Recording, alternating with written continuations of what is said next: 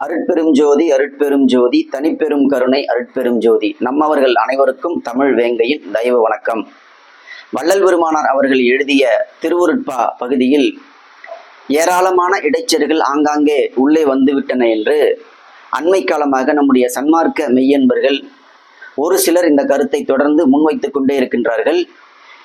அப்படி முன்வைக்கின்ற போது அவர்கள் ஒரு கருத்தை தவற விடுகிறார்கள். அது என்னவென்றால், இடைச்செருகள் எங்கே நிகழ்ந்துள்ளன, எந்த இடத்தில், எந்த பதிகத்தில், எந்த பாடல் என்று இதுவரைக்கும் அப்படி ஒரு விமர்சனத்தை முன்வைக்கின்ற எந்த நண்பர்களும் இதுவரைக்கும் வெளிப்படையாக அறுதியிட்டு அப்படி ஒரு கருத்தை அவர்கள் முன்வைக்கவே இல்லை.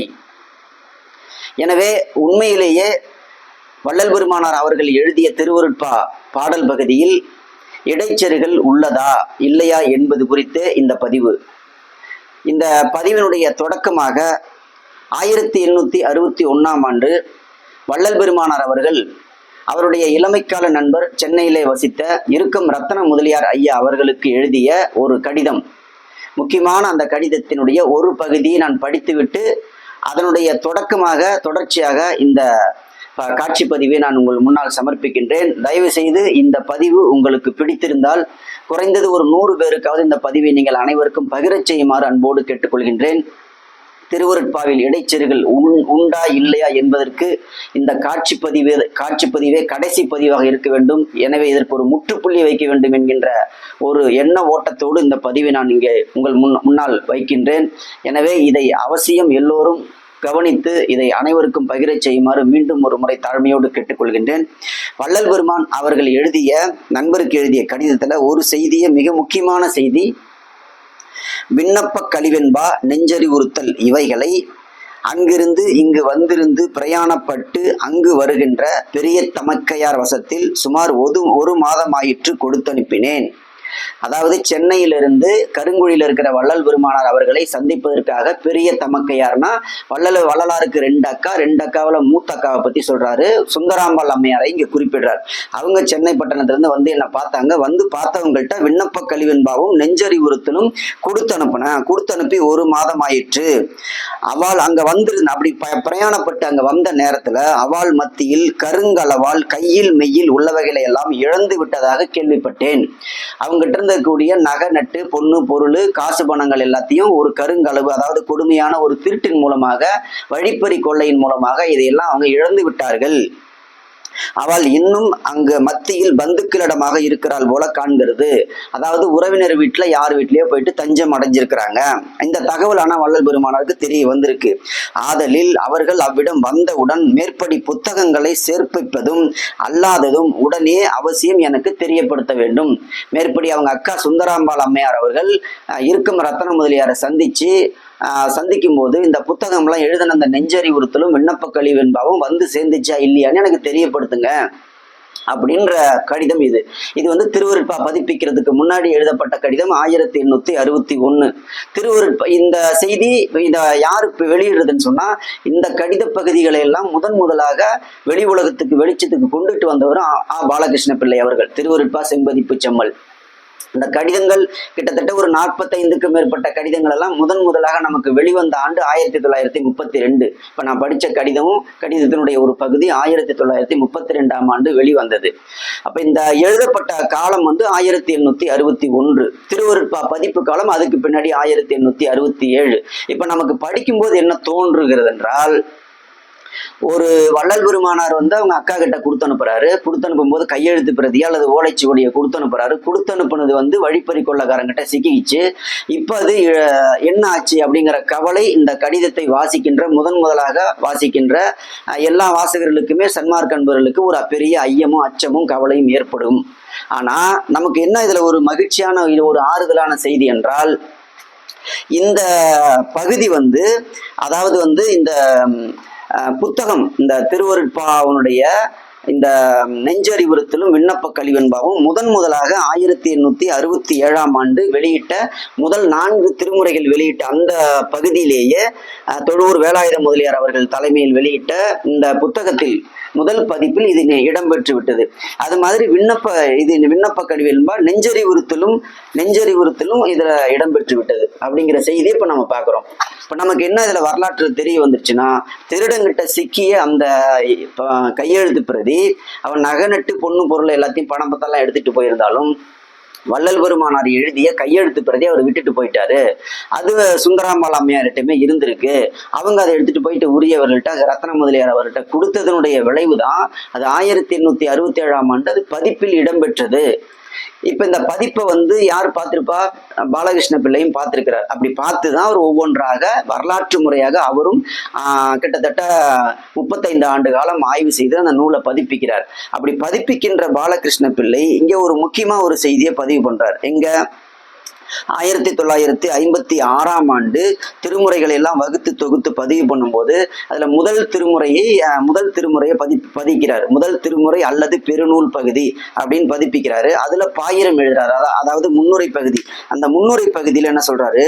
இந்த 8 நூல்களுள் திரு அடிப்புகழ்ச்சி, மகாதேவ மாலை, திரு அருண் முறையீடு, வடிவுடை மாணிக்க மாலை, இங்கித மாலை இவ்5ற்கும் நம் பெருமானார் ராமலிங்க அடிகளாரின் தெய்வ திருக்கரத்தால் எழுதிய திரு ஏடே இங்கு மேற்கொண்ட மூலங்களாகும். அதாவது இவர் பதிப்புல அந்த 8 நூல்கள், அதாவது 8 நூல்கள்ல என்னன்னா திருவடி புகழ்ச்சி, விண்ணப்ப கலிவென்பா, நெஞ்சறிவுறுத்தல், சிவநேச வெண்பா, மகாதேவ மாலை, திரு அருண் முறையீடு, வடிவுடை மாணிக்க மாலை, இங்கித மாலை, முதல் திருமுறையில அடங்கி இருக்கக்கூடிய இந்த 8 பதிகங்கள்ல அவருக்கு 5 பதிகங்கள் வள்ளல் பெருமானார் கைப்பட எழுதிய அந்த ஆவணங்களே எனக்கு மூலமாக கிடைக்க பெற்றது.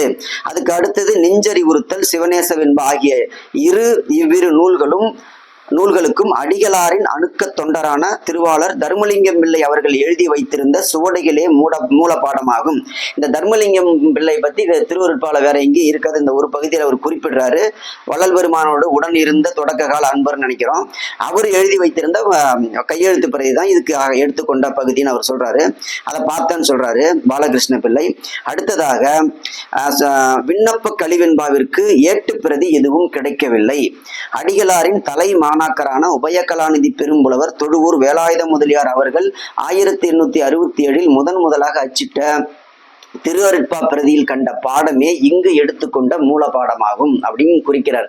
அதாவது இவர் அச்சுக்கு உதவிய மேற்கோள் பார்க்கறதுக்கு, ஒப்பிட்டு பார்க்கறதுக்கு அது உதவியா இருந்துச்சு அப்படின்னு சொல்றாரு. இப்ப நம்ம என்ன புரிஞ்சுக்கணும்னா, வள்ளல் பெருமானார் கைப்பட எழுதிய ஆவணங்களை மட்டுமே நாம் எடுத்துக்கொண்டு அதுல ஆதாரம் இல்லாத நூல்களை எல்லாம் இது இடைச்சர்களாக இருக்குது, இதெல்லாம் நம்ம நம்பக்கூடாது, பின்பற்றக்கூடாது, ஏற்றுக்கொள்ளக்கூடாது, வேணா அது தனி நூலாக வேணா இடம்பெற செய்யணும்.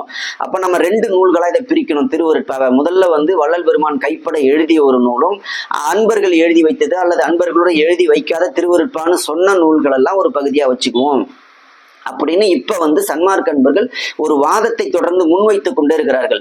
இவர்கள் வாதம் நடைமுறைக்கு வந்தா என்ன ஆகுங்கிற ஆபத்தை தான் இப்ப நான் இந்த பதிவுல சொல்ல போறேன். இப்ப என்ன சொல்றேன்னா, 1932 இருக்கும் ரத்தன முதலியாருக்கு வள்ளலார் எழுதிய கடிதத்தை பிரசுரித்தவர் பாலகிருஷ்ண பிள்ளை. அதுல என்ன சொல்றாரு வள்ளலாறு? விண்ணப்ப கலிவென்பா, நெஞ்சறிவுறுத்தல் இந்த ஏடுகள் அக்கா கிட்ட கொடுத்து அனுப்புறேன் பாருங்கன்னு சொல்றாரு. அந்த ஏடு தொலைந்து போகாமல் அது மீண்டு 1867 முதல் அச்சில் அது இடம்பெற்றதையும் பாலகிருஷ்ண பிள்ளை பார்க்கிறாரு. பிறகு இவர் வரலாற்று முறையாக பதிப்பிக்கிறார் 1956. அப்ப அடிக்குறிப்புல அவர் என்ன சொல்றாருன்னா, இந்த முதல் திருமுறையில் அடங்கி இருக்கின்ற 8 பதிகங்கள்ல நான் 5 பதிகங்கள் தலைப்பு பாடல்களை எல்லாம் நான் பார்த்திருக்கிறேன். மீதி 3ல் 2 தர்மலிங்கம் ஐயாவுடைய கையெழுத்து பிரதியின் மூலமாக நான் பார்க்க நேரிட்டது. அசல் பிரதி எனக்கு கிடைக்கல. அடுத்ததாக அவர் என்ன சொல்றாரு? விண்ணப்ப கலிவென்பாருக்கு எதுவுமே இல்லை, அன்பர்கள் எழுதி வைத்ததும் இல்லை, வள்ளல் பெருமானாருடைய கையெழுத்தும் இல்லை அப்படின்னு அவர் சொல்றாரு. அதாவது பதிப்பிக்கின்ற காலத்தில் அவர் அதை பார்க்கவில்லை அப்படின்னு தான் சொல்றாரு தவிர அப்படி ஒன்று எழுதவே இல்லை, நீங்க எதுவும் பதிவாகலை. ஏன் அப்படி அவர் சொல்லலைன்னா, ஏற்கனவே எழுதி இருந்ததும் அது காணாமல் போனதும் அது மீண்டு வந்ததும் அது முதல் அச்சில் இடம்பெற்றதும் இது வள்ளலார் முன்னிலையிலேயே நடந்ததுங்கிறது எல்லாமே எல்லா வரலாறும் பாலகிருஷ்ண பிள்ளைக்கு தெரியும். இது இடைச்சர்கள் புகுந்துச்சுன்னு இப்ப அன்பர்கள் சொல்றீங்க இல்லையா, நீங்க முதல்ல இந்த ஆய்வுகளை எல்லாம் கணக்குல எடுத்துக்கணும். பாலகிருஷ்ண பிள்ளை கொடுக்குற அடிக்குறிப்புகள்ல என்னென்னலாம் செய்தி சொல்றாரு, கடிதத்துல எப்படி சொல்லியிருக்கிறாரு, இதனுடைய பதிப்பு வரலாறு எங்க தொடங்கி எப்படி நீண்டு வந்துகிட்டு இருக்கு அப்படிங்கறது எல்லாத்தையும் நம்ம உள்வாங்கினோம்னா திருவருட்பாவில் இடைச்செருகல் இல்லை அப்படிங்கிற நம்ம ஒரு முடிவுக்கு வரலாம். இப்ப இவங்க வள்ளல் பெருமானார் கைப்பட எழுதாததையெல்லாம் நீங்க வெளியே எடுத்துடணும், அதெல்லாம் இடைச்செருகலா வந்திருக்கு அப்படின்னு சொன்னால் அதை எதை வச்சு சொல்றாங்க? பாலகிருஷ்ண பிள்ளை ஐயா குறிப்பிட்ட அடிக்குறிப்பை ஆதாரமா வச்சுதான் சொல்றாங்க. அதன் அடிப்படையில பாலகிருஷ்ண பிள்ளை அவர்கள் சொல்கின்ற இந்த சான்றுகளின் அடிப்படையில வைத்தே பார்க்கணும் சொன்னா வள்ளல் பெருமானார் அவர்கள் எழுதிய பாடல் மொத்தம் 5818. அதுல பாலகிருஷ்ண பிள்ளை அவர்கள் 3851 பாட்டு தான் வள்ளல் பெருமானார் கைப்பட எழுதிய அசல் ஆவணங்களை பார்த்து பதிப்பித்ததாக அவர் குறிப்பிடுறார்.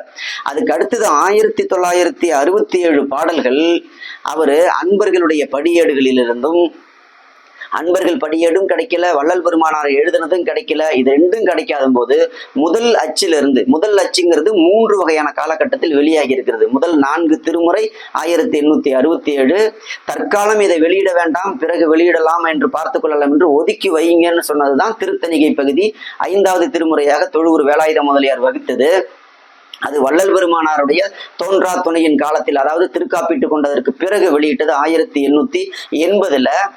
பிறகு 6ஆம் திருமுறை 1885 வெளியிட்டது. இது மாதிரி இந்த 3 காலகட்டங்களில் வெளியிட்ட முதல் அச்சில் வெளியான நூல்களை பாலகிருஷ்ண பிள்ளை அவர்கள் பார்த்து மூல நூல்கள் கிடைக்காத போதும், படியேடுகள் கிடைக்காத போதும் இந்த முதல் பிரதியினுடைய